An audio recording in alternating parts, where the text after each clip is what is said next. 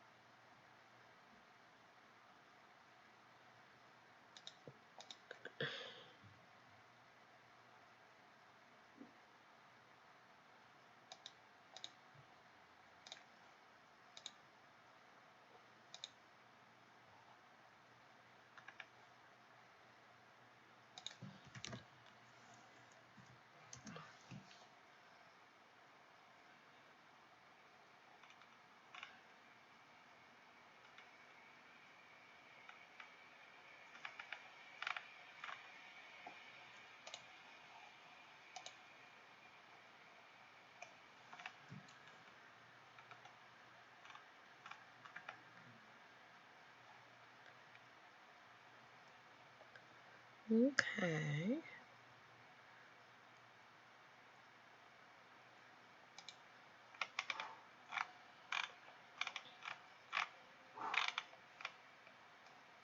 Okay. Here we go. Coming on, guys. Just have to set up some streams.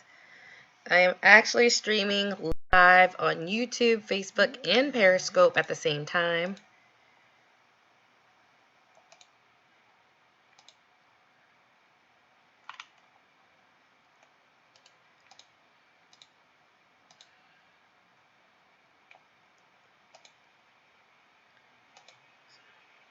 There we go.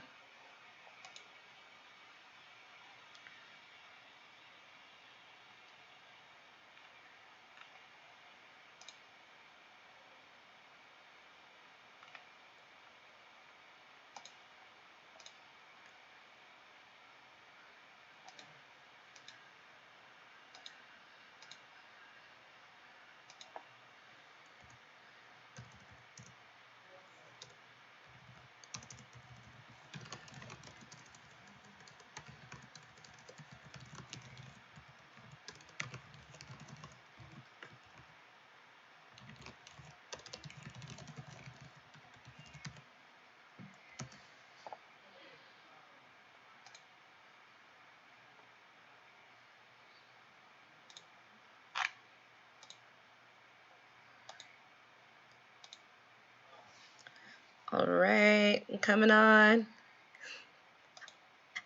Hey everybody. I'm giggling because this is sort of cool. I'm figuring out this software and how I can stream live to YouTube, Facebook, and Periscope at the same time. Yes, people are still on Periscope. So go ahead and ask your questions if you want throughout. I'll pause, and this is just going to be a quickie because I have a baby downstairs. So all right, we're looking good. All right, so I wanted to jump on today and just talk about what kind of cash flows you should expect. I work with a lot of investors from all over the country. Mostly the states I work with, people are from California, New York, Texas, Florida, DC, and Northern Virginia and Maryland. And as you can tell from those places, they're locations where people have a lot of money, but it's very expensive to invest in their local market. And they only really need to go a state away or sometimes 2 states away. If you're my Californians or Texans, you have a choice of the southern regions or the Midwest. But I wanted to tell you what type of cash flow you guys can expect to make. A lot of people just don't know because they haven't done it yet and they don't want to learn the hard way. So I just do this with my clients and everyone I onboard just so they're very clear about the reality of the situation in these properties of the $30,000 to $50,000 price ranges. So are you guys still with me? Is this interesting to you? You can say something, like, heart, whatever, if this is what you want to hear. So to get started, basically, and this is going to be a fast one. It's not going to be extremely long.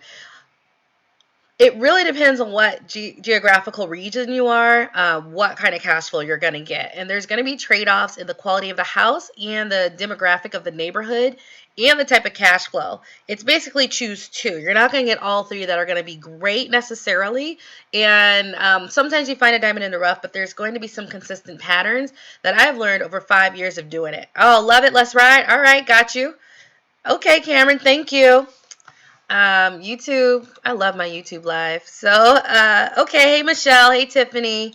So yeah, let's talk about those different patterns that, and all of my information at this point, this is coming from on the ground. I see this every day, every week. I do this every day. I talk to investors every day. I help them build portfolios every day. So it's not going to come from like some strange, crazy website. It's just when you're actually in the midst of doing it and helping people doing it every day, that's how you're going to get this type of information. So you're not going to read it anywhere else outside of this unless you're talking to someone who, like me, who helps people build portfolios long distance all the time, right?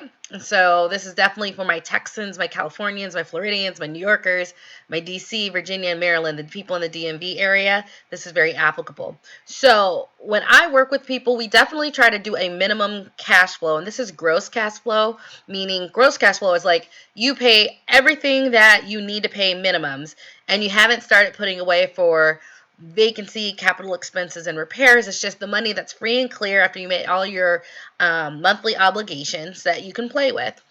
And I have people look at net cash flow and gross, so you can make sure it's something that you're comfortable with as you're building your portfolio. Because at the end of the day, until you start using the money, most of the gross cash flow is what you're doing or you're saving, which helps you to purchase other properties if you let it save or accumulate for 6 months and then you go ahead and put it somewhere else. So there's gross and there's net, right? So we try to hit a gross of at least $400 to $500 in cash flow. But I will tell you, it really depends on where you are. So when I get someone from the South, if they're not willing to travel very far, I'm like, let me tell you the reality of it if you don't want to travel much. And that's fine if you don't, but you just need to get real in what's available and what we see. So basically, the best cash flow is always going to be in the Northeast corridor. That's Pennsylvania and up towards Delaware, Maryland area. And you're looking at anywhere from $400 to $500 in cash flow, if not more, because my clients have definitely gotten more if they luck out on a nice duplex or something. In the Northeast, okay? That's gross rent after you paying everything, and that's just free and clear sitting in the account before you allocate it to rainy day funds and whatnot. Now, that's really great. As I go through, I'm going to tell you the pros and cons and differences between all of these demographics, right? The next place to look at is the Midwest. So anywhere from the Midwest, if you're in Indiana, you're Ohio, you're in even Kansas, Oklahoma, so those Midwestern states, if you find a nice neighborhood, then you're looking at about 300 to 400, but don't be surprised if it's just not going to be the same rate of return of a Baltimore or a Philadelphia home. It just isn't. And I'm not telling you to run to Philadelphia because that might not be for you as I get to the differences between these neighborhoods, because there's a really big difference between a $45,000 house in Baltimore and then a $45,000 house in Alabama. The whole entire neighborhood changes. The demographic changes. And that's what you need to keep in account because not everyone's comfortable with every type of neighborhood. I know I am because I've been doing this and looking and traveling and going in places most people won't. But without that experience, you got to really take into account what your temperament is. Let me just pause before I start going in the Midwest and South and the differences. You taking notes, Ashana? There you go. And make sure you come to the group coaching calls. Hey, Computer Fast Repair. I'm glad you're a long-time subscriber. Periscope, still quiet, but it's Periscope. Okay, and hey, Facebook. All right, so I am streaming to all three at the same time, so just want to let y'all know. But as always, YouTube is lit. Okay, so when you get to the Midwest, 300 to 400, right? So you do take a step down in that cash flow that you don't get in the Northeast. And it just is what it is. So they have decent rents, but the rents aren't going to be the same as a big northeastern city. It just isn't. And then when you get to the South, I always tell my investors it's $250 to $300 that they can expect in cash flow because a $45,000 house there just isn't going to get. Now, it might if you luck out, and those are really lucky if you do. They're not going to get those higher rents, right? The cost of living in the South is low. I know every time I go to Georgia, I'm like, this house costs $120,000 and you get 2,000 square feet. I'm always like exclaiming over, what? You only pay $800 a month for that? So because of that, when you get to these neighborhoods, you're just not going to get high rent. You're looking at 600, 700's good or decent, and even 800, but you're really topping out at 800. And so there's pros and cons to all of these, right? So it doesn't mean if you're in the South, you have to rush up to Delaware or something to try to look, because at the end of the day, it might not be for you. So let me tell you what the reality is of the demographic changes of each one. When you get to a Northeast corridor, so the rents are higher because there's just more people. There's more people on top of people, right? Picture New York, right? There's people on top of people. Because of that, housing can be a little scarce, housing that is in good, reputable condition. So that just drives up the rent naturally because of supply and demand. A lot more demand than there is a livable supply. So yeah, there's a lot of houses in Baltimore, but who spent the $30,000-$40,000 to fix them up? Not everyone. And so, or Philadelphia, who spent the money to fix them up? Not everyone. So the limited ones that are in decent shape do have the rents that go up higher, even if it's in a neighborhood that has maybe a little bit more crime than you'd be comfortable with, right? So I always tell people, yeah, in the South, you're not going to get as much rent, but if you're there and you can drive to it, it might be worth the trade-off, because you might only get $250, possibly $300 if you get a good find, but you tend to get a house that's in better condition. The demographic of that area tends to be a slightly higher, because that is not an indicator of socioeconomic class like a $45,000 house might be in Baltimore. It just isn't.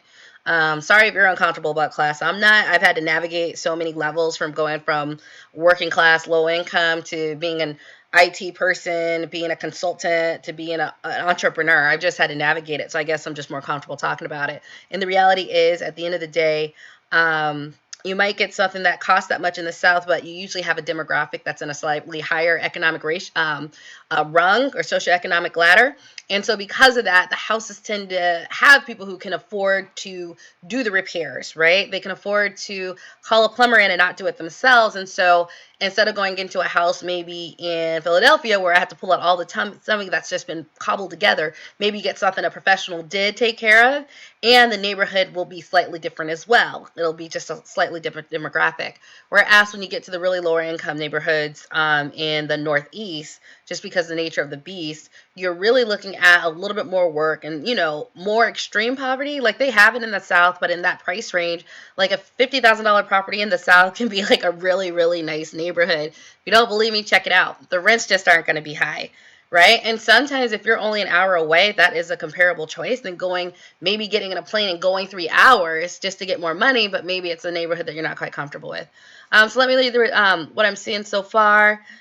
Fast repair, computer fast repair, 3 low income, freight and clear, Ninja, cash flow's fine. Yeah, New Jersey's good. Taxes are high.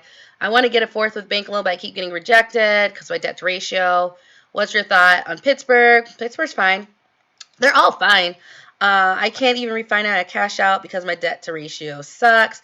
Well, you got to start getting people who you need to start sending emails to different mortgage providers and ask them, after how much time do your underwriting start counting the rental income from your other unit, so your debt to income ratio doesn't look as bad. Because even if they do 75%, that does give you some breathing room where it doesn't look like you don't have any debt to income. And most places, I don't know if it's all places, I think some of them change how many years you need to have it. The standard is 2 years, but it's worth seeing if there's like a bank that does that.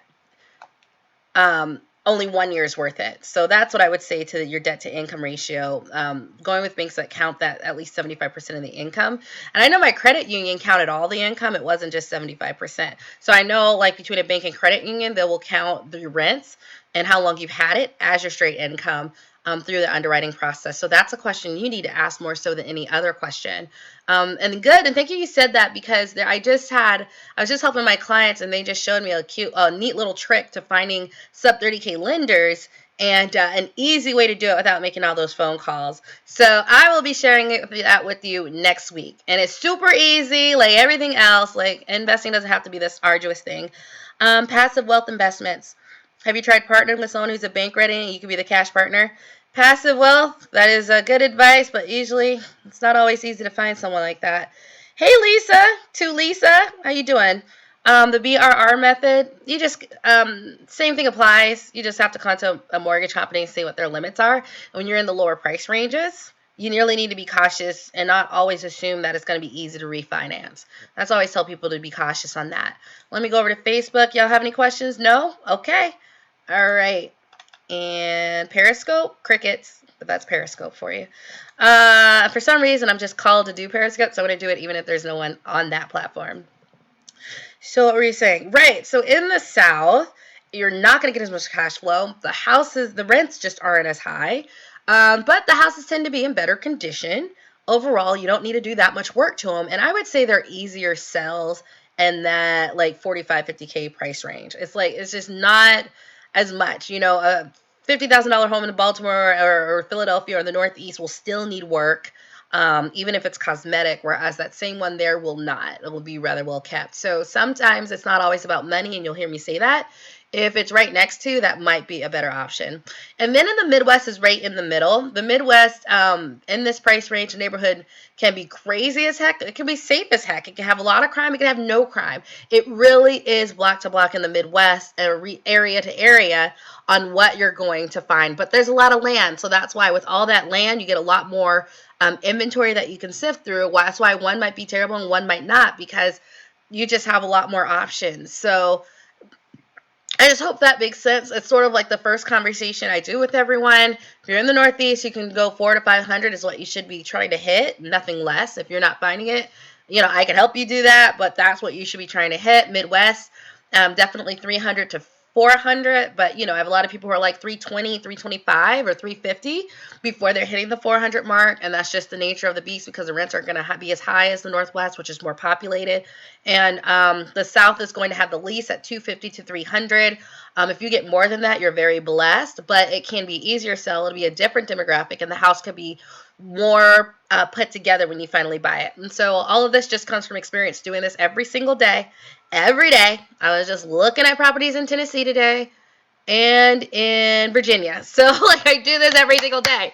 So I just wanted to know that's where this experience has come from. And it's just, once I say this, when I have my clients, then we go, so what do you want? Do you want easy but lower price, but lower cash flow, but still in this price range? Do you want more aggressive? Are you willing to travel for that? How comfortable are you with different urban neighborhoods? Some people are, I am, but other people aren't. And I always make sure that people are true to them, because when you're true to yourself and what you really actually want versus what you think you have to settle for, your business will reflect and look the way that you want it, and you'll have more pride in it, and in what you're doing, and in how you approach your property investment and thus your tenants, right? So you really need to be clear about what your end game is and how you do it.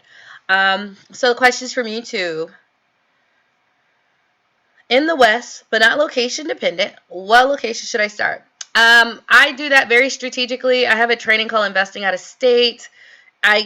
It's too much to show you right now, but I literally have a discussion with you to find out where you're located, how comfortable you are with traveling, and then that conversation of how comfortable are you with the big renovation versus small renovation, and then we start working our way down from that on how I would lead you to what your first location would be. Hi Lisa, would you recommend paying off house free and clear? Which house? Is this your personal house or your investment?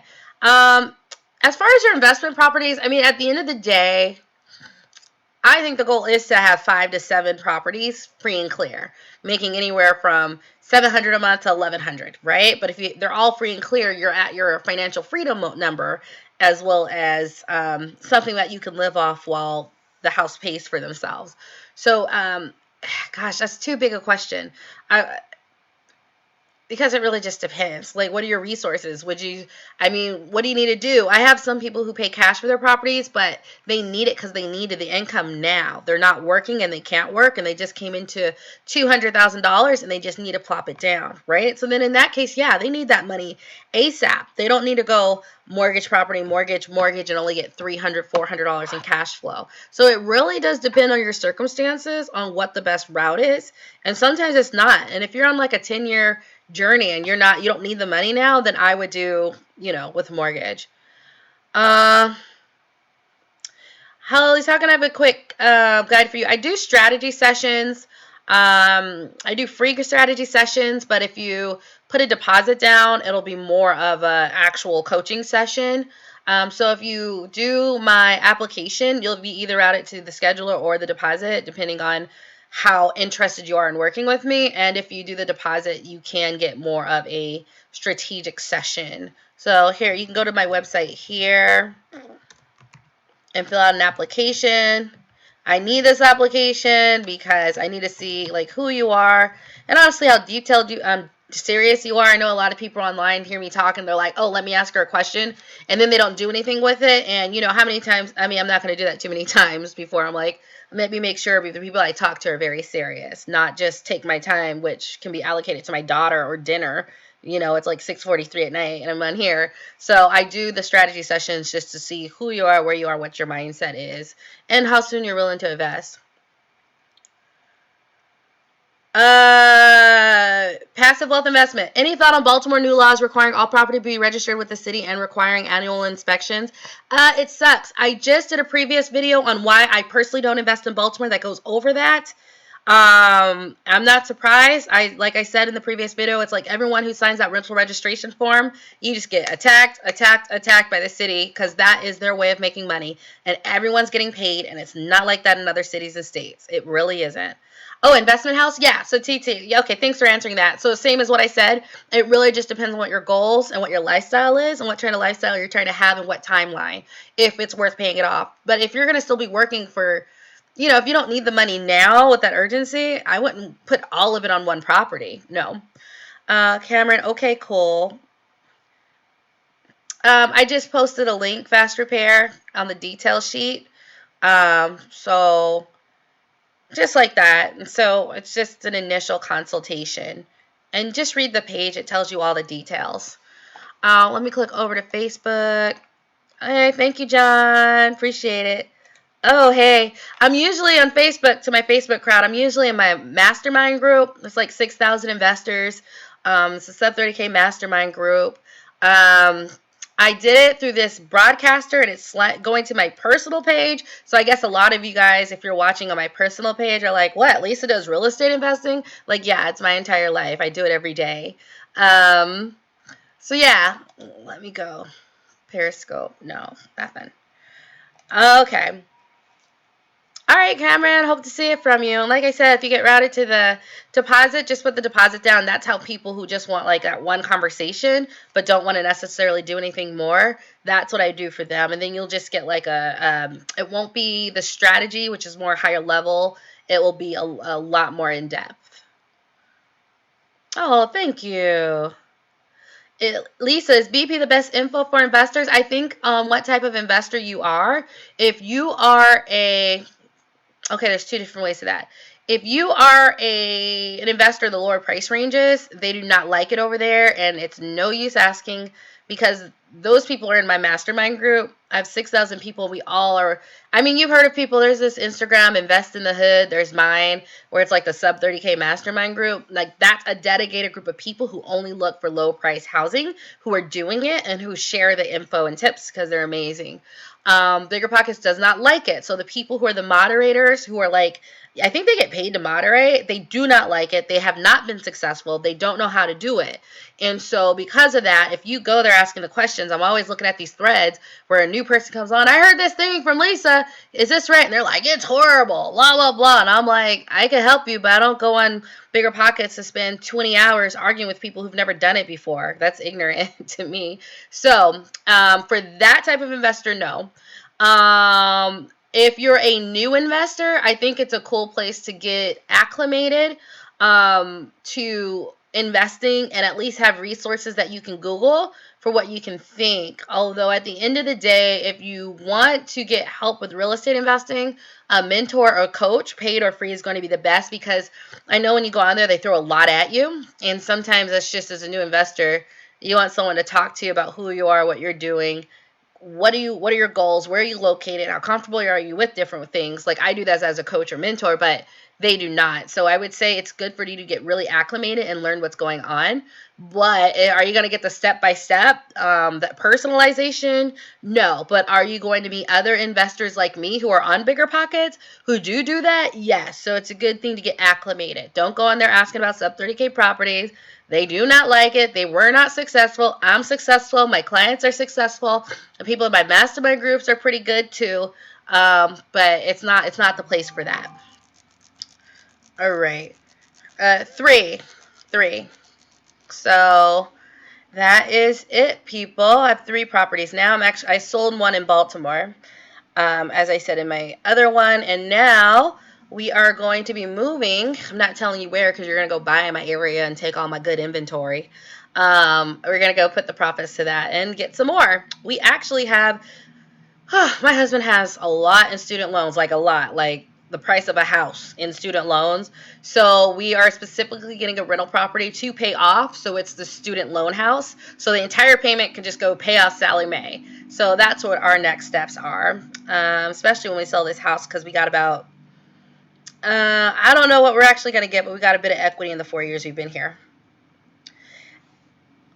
Other than Rent-A-Meter, Natasha, you can use Pad Mappers. Now that's for apartments, but the good thing about it is that if you know that an apartment that's 2 bedroom gets 700, you know that's the baseline for your house. That's why I like how accurate it is, because a house is always going to be a little bit more, but you know, like that is an accurate, like conservative and idea. Hey, David from Dallas. Yes, I got to do one in Houston. I have to do one in Houston. I got to do a 2.5 day retreat in Houston. Okay. Ashana, I'll make sure you're getting the emails. They're every Tuesday at 5:30. And you're every other Tuesday because of the program you're in, the accelerator program. And someone asked me about the mastermind group. Fast Repair. You can. I don't know if it's on the website. It is. You can go to affordablerealestateinvestments.com/training center. It might be there, it might not, but if I have a lot of different programs, and so because of that, it's best to just like fill out a strategy session and talk to me, because depending, if you don't have a big budget, you don't need to be in my high super one-on-one, we jump on the phone, go over properties together, spend hours together program, right? If you don't have the biggest budget, but you're ready to invest. So it's always good to talk to me so we can go over where you are, what you need, and how much you can dedicate to it. California too. Hey, Becker from California. Like I said, it's California, Texas, Florida, DMV area, which is DC, Virginia, Maryland, New York. That's where most of my clients go because they make more money because they live in the high cost area, so they make money. But like when it comes to investing, it's just it's not. I don't know. It's like a 30-year plan in order to make any money. So with that, I'm gonna jump on off. There's nothing else on Facebook. Oh, Crystal. Hardway Torres, this is my childhood friend. She was in my life, I swear, to just bring me tons of laughter. She just wrote, I knew you would become something awesome. Much love from Vegas. Thank you, Crystal. You were part of that journey. Everybody was a part of the journey. Just trying to lift up people in the community. Tay Ma is asking, is it worthwhile to buy a house that is totally burned down and would require extensive repairs? The house is a very hot market in Raleigh, North Carolina. I mean, that depends on your game, right? If you can buy a house for 30 and put 60 into it, but then it's worth 250,000, yeah, that's a different game than I play, right? That's more money that you have to come out, and I don't know, why put out more when you don't? But yeah, if you're gonna make $150,000 off of the sale if you flip it, yeah. Now, if it's a $30,000 house, put $30,000 in to make $1,000 a month, I wouldn't do it. There's other houses. Ashana, probably next year, yeah. The mastermind group. Yeah, I do have a mastermind group. It's Black Diamonds Mastermind. You can meet every week, but you have to call to like sign up if it's not on my webpage. And anything else? Thanks, John from Memphis, Tennessee. I was just looking at Memphis. Very interesting. Very interesting market. We were just looking at houses today with my clients. They were in Bahrain.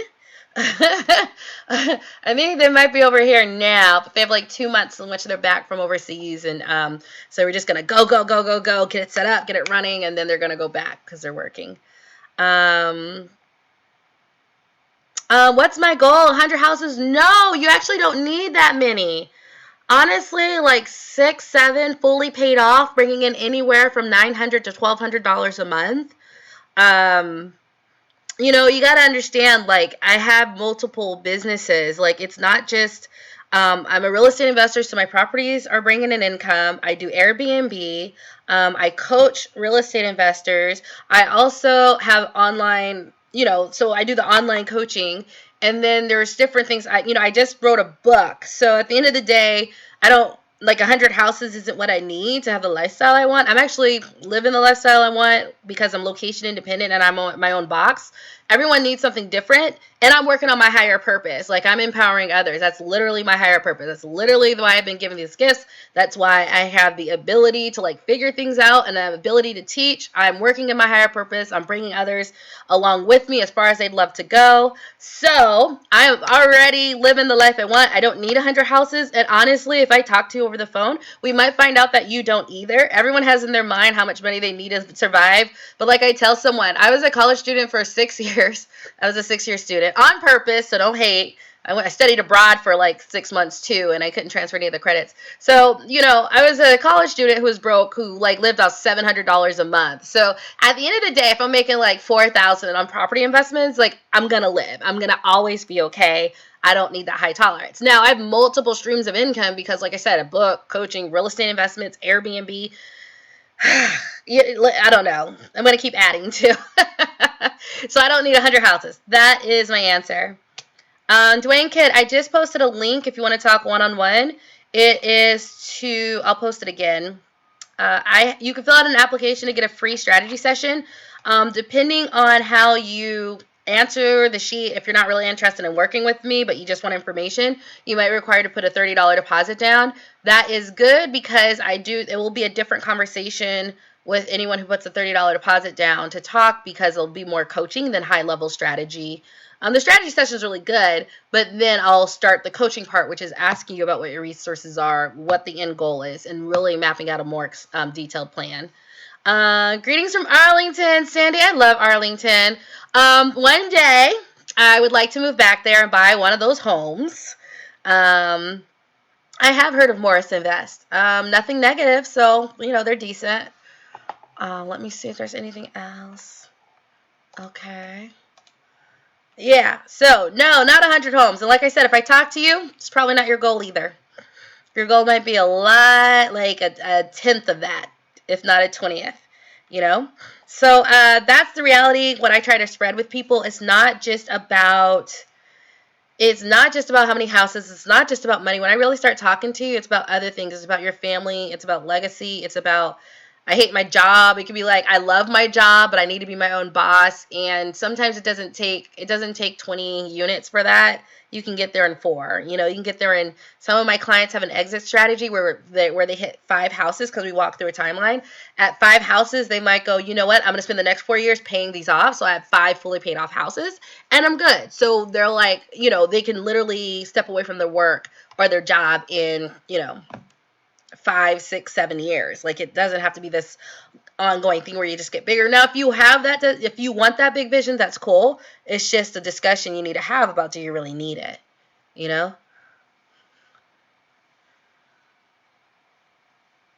Oh, cool. All right. Someone said Morris Invest is good too. He answered questions and he knows his stuff. And that's the end of the day. Like, Morris Invest, I think he's the people in Memphis, Tennessee who does turnkey. I don't do turnkey. I have people do more aggressive so that they get higher cash flow. But it's the people who do this every day and help people every day are the ones who are going to have the most information. I don't know if the information gets outdated, because I did some trainings that are still valid, but the everyday you can really start seeing the changes and the changes and the trends that have come about. So like, there's a lot of us out there doing stuff, but like, it's the coaches who work every day. They're just going to have more insight than anyone else. It just is what it is. So with that, I'm going to end because it is time for a late dinner. And I just want to say, I have a couple things. One, my best-selling book. It was on international bestsellers list. That's really cool. People from Cambodia reaching out to me. That's amazing. But you can get that. The link is below in the description. You can get that from Amazon. It's $4.99 for the ebook or $15 for the paperback. If you go to my website and click on free book, you can also get a free copy of the free book if you just pay shipping, plus a 30-day trial to my monthly membership. The other thing I'm doing is I am having a retreat, a couple of them. One that I posted about in my Facebook group and on my YouTube description, if you want to see, is a 2.5-day intensive in Charlottesville, Virginia. I host it at my home. It's actually my Airbnb suite, so I have to like literally block it off and not make money that weekend to do it, but it's okay. And it's 2.5 day intensive, and we go into your whole thing. I leave 5 spaces open for the public, if any, and you can click on the link below to start. And the last thing is, I've just been thinking about it, I will be doing a Black Friday sale. It's going to be so interesting. You guys know I don't necessarily devalue myself either. So this will be one time only, where I'm going to put together a package that it's gonna be pretty out of this world. You're gonna be like, Lisa, are you crazy? Be like, yes, for one day only. Maybe through Cyber Monday, but just wanted to put it out there. That's coming in a few weeks. So with that, thank you everyone for coming along. I hope this was helpful. If you got here late, go ahead and watch the replay. Tay Ma, you gotta get me on the next live. Cool, I like your numbers. Thanks. Oh, okay, cool. Sorry, Giorgio. So I gotta jump off. Bye, Facebook. Bye, Periscope. Thank you guys so much, and watch the replay if you want to hear it all. All right. Thank you guys. Bye.